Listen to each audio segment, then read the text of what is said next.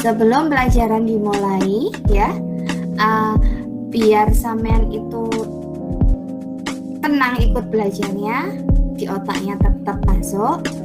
Coba Bu Vina punya gerakan ya, coba tirukan ya. Menara, sudah. Menara, menari, sudah. Di atas gini tangannya diangkat kuat di atas. Nah, merana yang gini, merana. Nanti kalau Bu Vina bilang agak cepat, sampean coba ya lagi. Menara, menari, di atas, merana. Lagi, menari. Ayo, menari, konsentrasi. Menari, menara, di atas, merana. Lagi, coba sekali lagi buat sampean biar rileks ikut pelajarannya Bu Vina. Menara, menari, di atas, merana. Ayo, merana, menari. Gimana menari tangannya di Arya, ayo coba pegang kepala aja menari. Coba sekarang Arya yang pimpin yuk. Arya sebut, buka mic-nya yuk. Coba ya, dibuka mic-nya. Sama nyebutkan teman sama yang menirukan. Yuk, coba. Ayo, tadi apa? Ya. Gak usah malu, gak apa-apa. Gak ada yang lihat. Ayo, sebutkan. Loh, jangan malu. Oke. Alvan, karena datang terlambat, ya, ayo coba. Alvan nyebutkan, tirukan Bu Vina. Alvan dulu, yang lain diam ya. Menara. Pan, ayo, menara. Menari. Menari, tangannya goyang gini, menari. Menari. Di atas.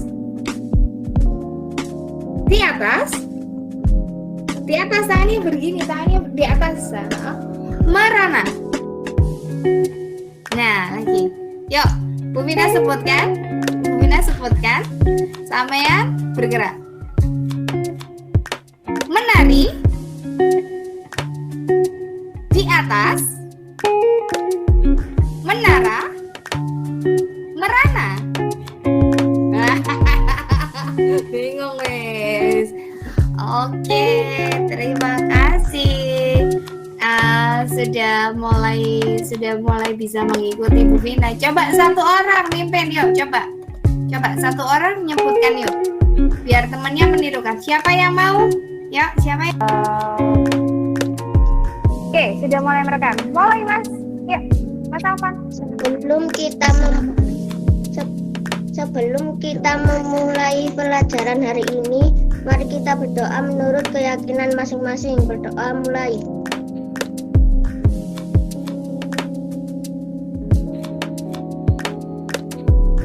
Berdoa selesai.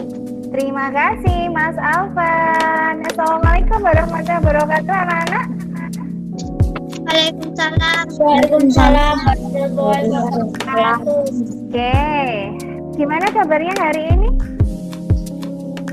Baik. Ada yang sakit kah? Ada yang sakit. Alvan, dibuka kameranya nak sama Bu Vina foto ya. Yuk, Arya. Dava, tadi ya? Kepencet. Oh, kepencet. Oke, enggak apa-apa. Nanti seperti biasanya mic kita matikan ya. Biar karena awal kesepakatan kelas kita tadi,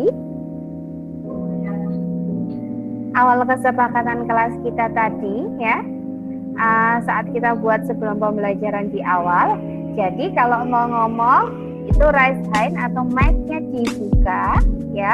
Setelah itu nanti selain samen present atau mic-nya dibuka baru samen ngomong. Nah, nanti kalau ada teman yang ngomong, belajar menghargai ya. belajar menghargai teman-temannya ya, biar kita sama-sama saling mendengarkan orang lain untuk berbicara. Seperti sekarang Samen mendengarkan Bu Vina, berarti kan Samen menghargai Bu Vina. Oke, paham ya? Oke, yang disiapkan terlebih dahulu. Coba siapa ini, ada 20, berarti ada yang out ya, tadi ada 21. Mana Kristo? Kristo ada, oh Kristo ada, Angger ada. Oke, untuk misalnya tidak pakai seragam tidak apa-apa, misalnya sampean dimatikan kameranya, tapi pesannya Bu Vina jangan dimatikan terus ya. Untuk hari ini kita tidak perlu mematikan mic, mematikan kamera biar kelihatan semua bahwa oh itu loh muridnya Bu Vina sehat semua, tak ada yang sakit ya. Ini tadi yang nggak bisa masuk sepertinya Tio, nggak tahu kenapa, katanya aku saya nggak bisa masuk ya, dari tadi udah Bu Vina kirim tapi nggak bisa. Nah, oke, izin share screen. Sebelumnya kita ambil dulu buku temanya. Oke, buku temanya. Catatan apa? Buku catatan ya nak ya. Buku tema. Ini nanti ya, sampean boleh dicatat, boleh didengarkan saja yang Bu Vina omongkan ya. Oke, nih. Iyo, sudah masuk sepertinya. Oke, nah, bentar, Bu Vina akan masuk dulu. Bentar ya. Oke.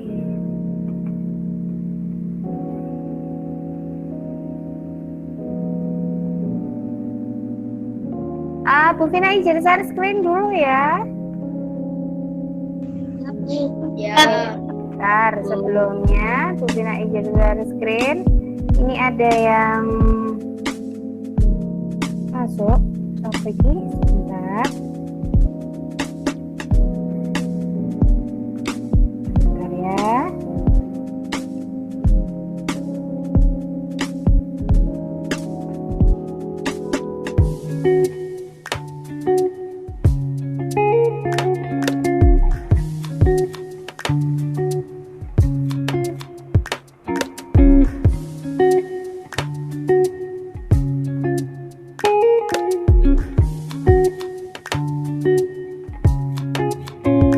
Sudah kelihatan materinya Bu Vina? Belum? Sudah. Oke, nah ini dia materinya Bu Vina ini. Nah ini, nah ya, macam-macam yang di PB1 kemarin kita mengenal macam-macam kelainan tulang ya. Masih ingat di pembelajaran PB1? Nah, kita akan belajar mengenai area pencet atau kepencet. Nah, kita akan mempelajari tentang tentang macam-macam kelainan tulang. Yang pertama, ini di PB1 sudah ya, di kelainan tulang. Nah, ini di PB1 kelainan tulang yang pertama itu adalah fraktura. Fraktura itu biasanya atau dalam bahasa Indonesianya disebut dengan patah tulang.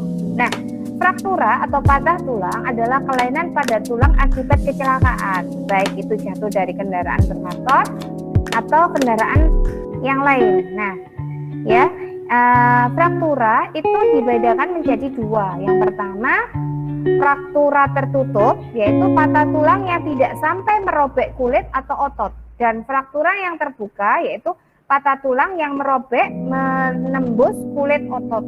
Jadi fraktura ini itu ada yang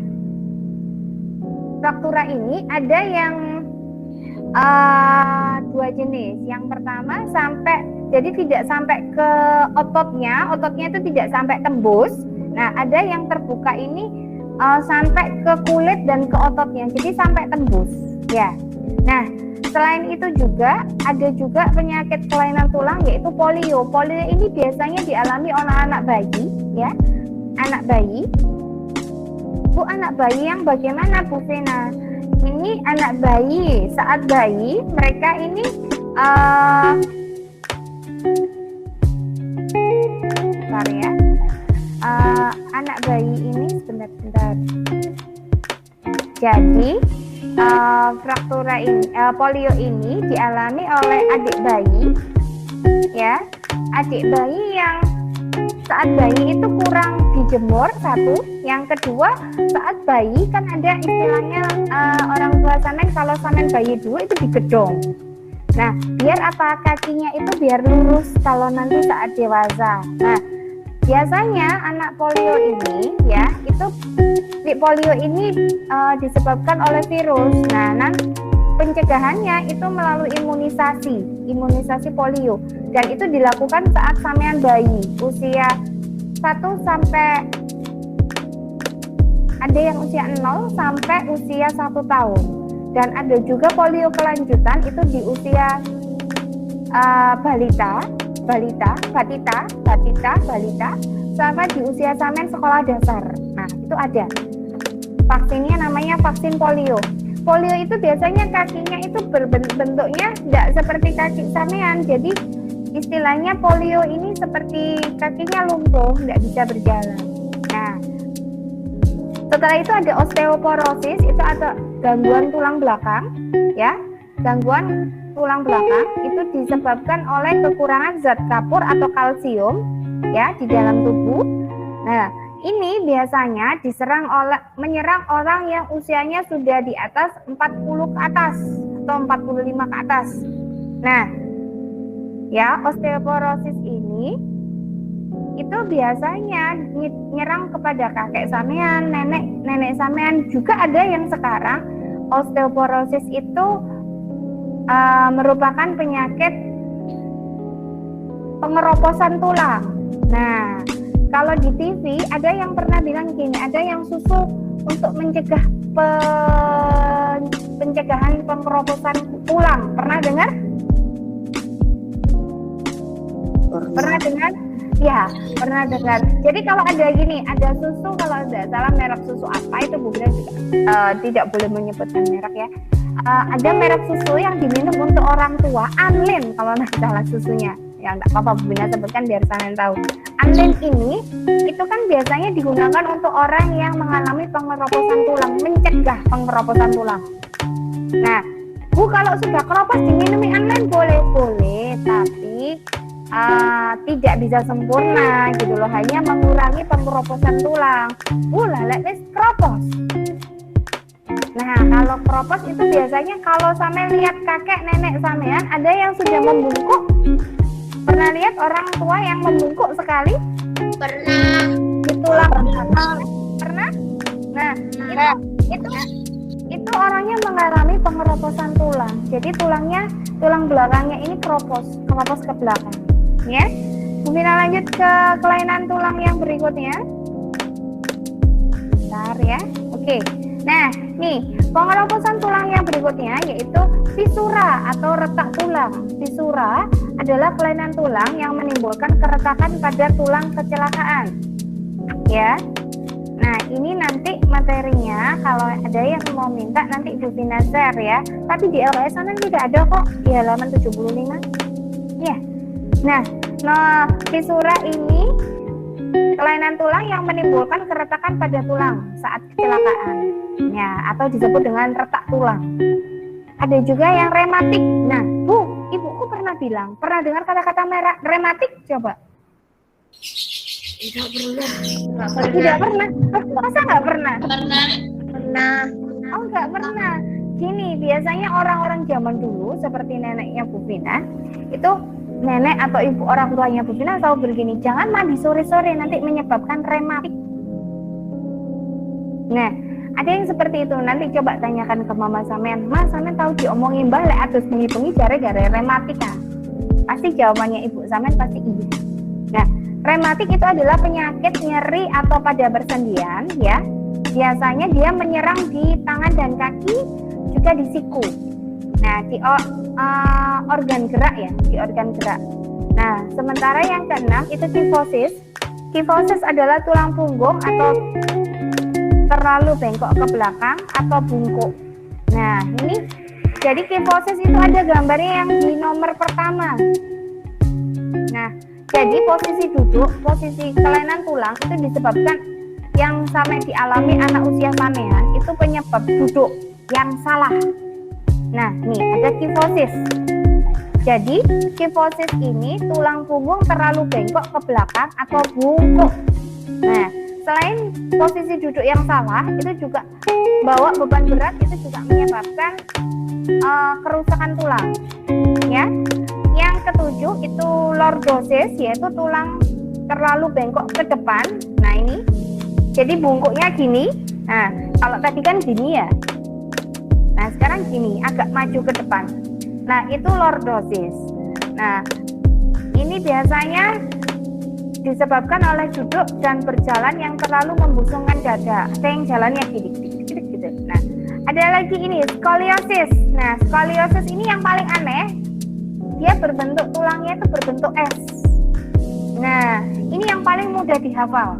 Jadi penyakit tulang itu ada kifosis, lordosis, skoliosis. Nah, ini yang sampean gambar di tugas proyek kinerja yang menghasilkan produk ya. Tugas kinerja 3 itu yang nanti sampean gambar. Nah, yang ini ya, skoliosis ini tulang punggung bengkok ke kiri dan ke kanan. Jadi bentuknya huruf S. Iya apa enggak? Coba dilihat. Kelihatan enggak? Nah, ini berbentuk huruf S, ya, berbentuk huruf S, sehingga skoliosis ini yang paling mudah dihafal, ya. Nah, ini juga bengkok ke kiri atau ke kanan. Nah, jadi bentuknya huruf S. Ini juga disebabkan oleh posisi duduk. Nah, yang sampean gambar tugasnya ya ini, ya. Lanjut, Vina lanjut, ya. Sebentar. Oke.